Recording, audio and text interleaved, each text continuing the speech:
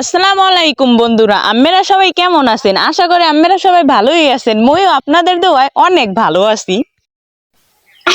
আজকে আমরা খাবো কলা বানানি। কি খাবো আজকে? কলা বানানি। কলা কই? এই আসো আসো। প্রথমেই আমি কেলাডিরে সেলতে আসি। হেয়ের পর দেখতেই পারতেছেন যে ওর গায়গনে ছোলাগুলো একসের ছিললে ছিললে ফালাইতে আসি।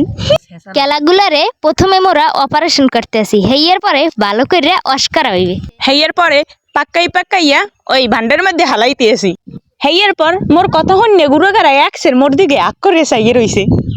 এদিকে আবার কেলা বানানোর আগেই গুড়োগারার লোভে জ্বলাই পড়ছে। দেখতেই পার হেয়ের পর দেখতেই পারতে আছেন কি শেষাটা অগো শেষতে আসি।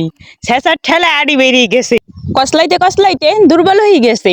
যদিও শেষার ঠেলায় ওরা বেমালা ব্যথা পাইছে, সেই ব্যথার কারণে এখন মুই মলম লাগামু। হেয়ের লাগে দিয়ে লাইছি কথা নিয়ে নে টেঙ্গা, হেয়ের লাগে দিছি আবার চিনির লাগে দিছি আবার নুন, হেয়ের লাগে দিয়ে লাইছি মরিচ।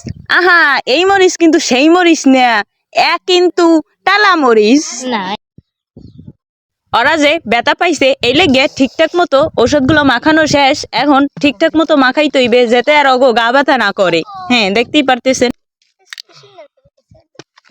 কসলাইতে তারপর সবগুলো মাখানো হইতেছে। মাখানোর পরে তারপর দিতেছি সরিষার তেল।